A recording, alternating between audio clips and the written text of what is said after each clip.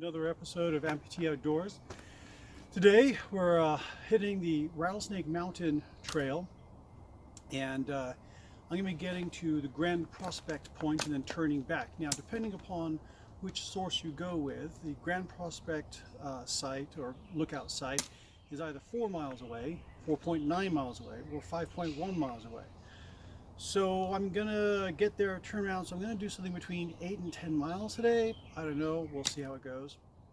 Well, which one is accurate, it doesn't really matter, just as long as I enjoy the hike. Now, one thing I want to point out is that, as you can see today, it's very, very sunny, which means that sunblock and hydration is very important. I brought along extra water with me, and I got a very large bottle of sunblock with me, which I'm going to be applying a few times a day here.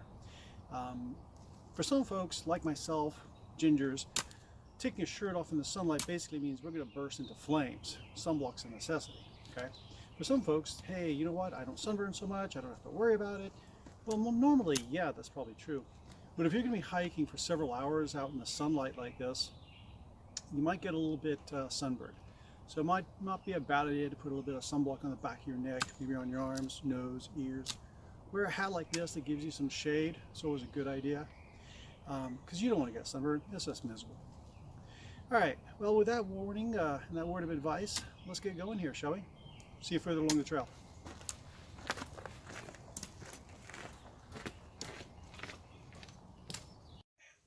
Getting along the trail here, and come across this tree where people have carved their initials into the tree. Kind of a typical thing, carrying a knife with you on the trail, carve your initials, I love so-and-so, whatever. But further on down here, you can see someone's tagged this tree with some spray paint and scribbled all over it. And I gotta ask, who the heck brings spray paint with them when they go hiking? Unless they specifically intended to come and do this kind of stuff. Now, I don't know who did this, and the person that did this is probably much older now and more mature and wouldn't do this kind of thing again. Good.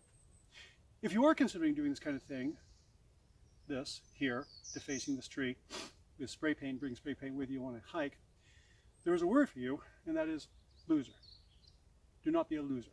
Do not bring spray paint on a hiking trail and spray paint trees. Don't be a loser, okay? Just want to put that little note there in this little video episode. Gonna get on with the rest of the hike now, okay? Well, I've made it up to Stan's Overlook, and as you can see from the view, Stan had a good idea. This is a great place to overlook the beautiful view. Thanks, Stan. I've also got my bottle of sunscreen here. I know some of you ultra hikers are looking at this bottle thinking, my gosh, do you really need to carry a bottle that big? It's huge, it's gonna weigh a ton. Okay, I refer you back to my previous comment about shirt removal bursting into flames. I need the sunblock. I'm going to use a fair amount of this over the course of the day. And in fact, I'm going to put on some more now.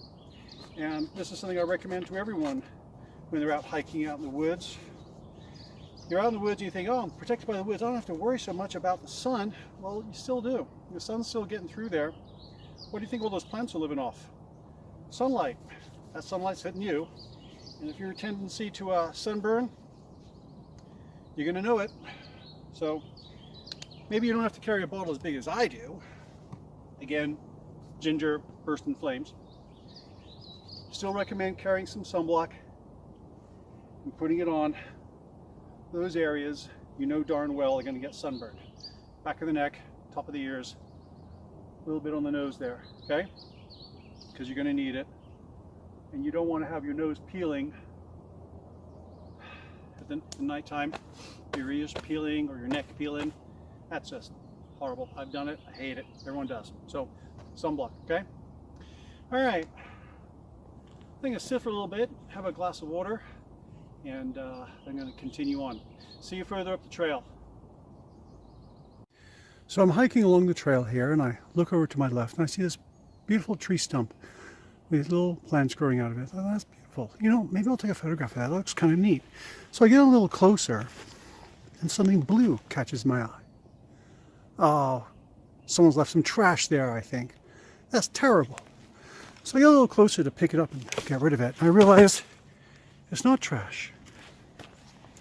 It's a little blue polished stone with the word success on it that someone has left there.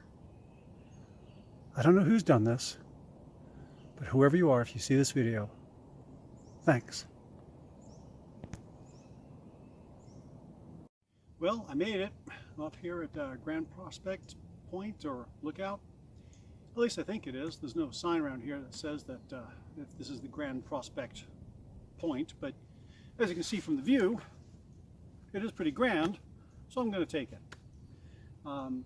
But yeah, I think it is about the 4.95 mile, 5.1 mile range, more or less. At least it feels that way, and the amount of time that I've been hiking, it would work out to be about that, so I'm going to take it as is. It's beautiful here.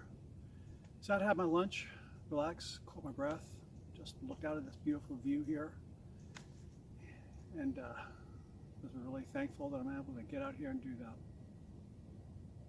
I know for a lot of amputees, it's hard to be thankful for some things sometimes. You got to take the small steps and the big steps.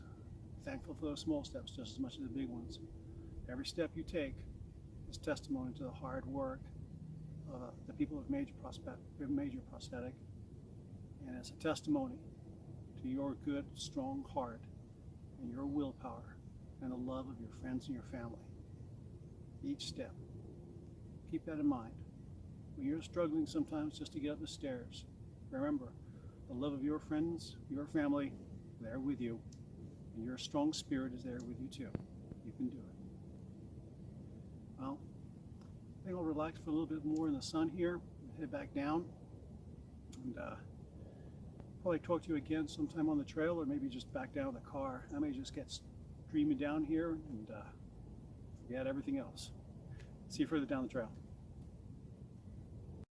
Hey, well, back down the trailhead. So I've done either 8, 9, or 10 mile round trip today, depending upon which map you read. Who knows? Anyway, a little bit of trip report here.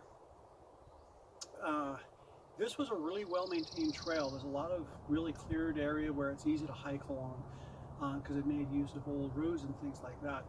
There's some of it where it's just a forest path and there's just enough room for one person to get through, okay? So it kind of varies there. The incline isn't really that bad. It's not like climbing up a mountain or anything like that. It's just kind of a steady gain, a couple of dips, steady gain, a couple of level areas once in a while just to kind of catch your breath. The views, definitely worth it. They're great. I love those views. You did too, I hope. So I'm giving this one a thumbs up. I really like this hike. And it's really close into where I live, so you know, I think this is gonna be on my my regular list. So as always, thank you for joining me. If you've got an opinion, a question, or a comment that you'd like to send to me, put it down there in the comments section. And of course, the big red subscribe button, click that. And if you like this video, give me a thumbs up. And I hope to see you out on the trail.